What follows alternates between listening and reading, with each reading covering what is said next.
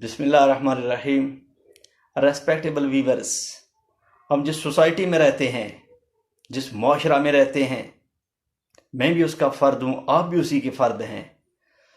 تو ہم نے یہ دیکھا ہے، یہ کامن ٹرینڈ ہے کہ کئی لوگ ایسے ہیں جو دوسروں کی خامیاں تلاش کرتے رہتے ہیں، صرف دوسروں کی خامیوں پہ نظر رکھتے ہیں۔ اس کی آخر کیا وجہ ہے؟ کوئی تو وجہ ہے جس کی وجہ سے ہمارا یہ مزاج ہے کہ ہم دوسروں کی ڈیفیشنسیز، کمیاں تلاش کرتے رہتے ہیں۔ اس میں کچھ چند وجوہات یہ ہیں۔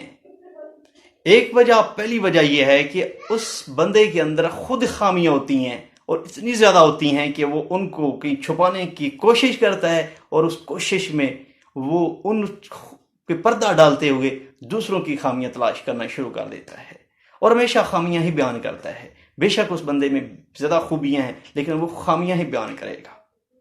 اور ایک اس کا مزاج، اس کو چیک کرنے کے لیے، دیکھنے کے لیے آپ یہ بھی دیکھ سکتے ہیں، وہ کسی بندے کا ذکر کرے گا تو اس کا ذکر کرتے ہوئے یہ نہیں کہے گا کہ اس میں یہ خامی ہے، اس کی خوبی کو خامی کی شکل میں پوچھے گا۔ مثلا کوئی اسٹوڈنٹ ہے، کسی دوسرے کے وہ مارکس پتہ کرنا چاہتا ہے، تو وہ یہ نہیں کہے گا اس کے کتنے مارکس تھے۔ یہ ایک طریقہ ہے، لیکن زیادہ تر وہ ایسے کرے گا، وہ کہے گا اس کے اتنے ہی نہیں نمبر تھے، اس کے اتنے ہی مارکس تھے، اس کے تھوڑے مارکس تھے، یعنی تھوڑے کر کے بیان کرے گا۔ کوئی بھی ایسی بات ہے، اس کو پہلے ہی وہ رنگ دے کر کویسچن کرے گا کہ اس کا سوال اور اس کا جواب خامی تلاش کرنے والا مزاج کی عکاسی کر رہا ہوگا۔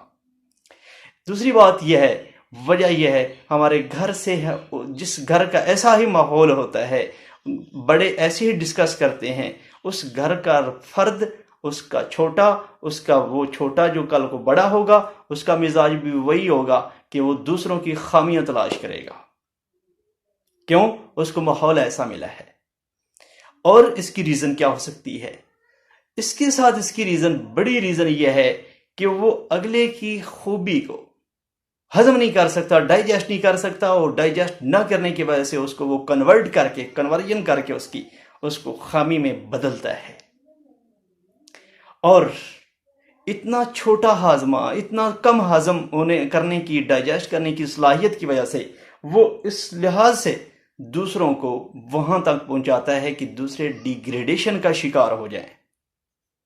اس کے ساتھ اور ایک بہت بڑی وجہ یہ ہے کہ وہ بندہ جس کی خامی تلاش کی جا رہی ہے، وہ اس سے اچھا ہے، وہ اس سے بہتر ہے، اور خامی تلاش کرنے والا، بیان کرنے والا ڈرا ہوا ہے، اندر سے خوف زدہ ہے۔ خوف زدہ ہونے کی وجہ سے، ڈرا ہونے کی وجہ سے وہ اس کو بھی خامی کی شکل میں بیان کرتا ہے۔ اور اس کی ریزن ایک بے دینی اس کی ریزن ہے۔ جب دین ہوگا تو ہمیں پتہ ہوگا کہ کسی کی خامی بیان کرنا یا تو تہمت ہے، یا الزام ہے، یا بہتان ہے، یا غیبت ہے، گلہ ہے، کوئی بھی ایسا عمل ہے جس کی وجہ سے اللہ کی ناراضگی یا گناہ ہے۔ تو ہمیں اس کنسیپٹ کو بھی سمجھنا ہوگا کہ یہ بے دینی ہے۔ ہم دینداری کی طرف جب ہوں گے تو وہ اس چیز سے بچ جائیں گے۔ تو جو بھی کوئی خامی تلاش کرنے والا ہے، وہ خود خامیوں میں زیادہ مبتلا ہے، لہٰذا اس کو یہ سوچنا ہوگا، اور وہ اکثر بھول جاتا ہے کہ اس کو کیسے لفظوں میں یاد کیا جاتا ہے، لوگ اس کو کیسے بیان کرتے ہیں۔ وہ کبھی کبھار شیشے کے آئینے کے اندر اتر کے اپنے آپ کو دیکھے تو صحیح کہ آئینے میں اس کے چہرہ پہ کتنی چھائیاں اور کتنے کیل اور کتنے داغ ہیں، جو اس کو آئینہ خوب بیان کرتے کہ دے دے گا۔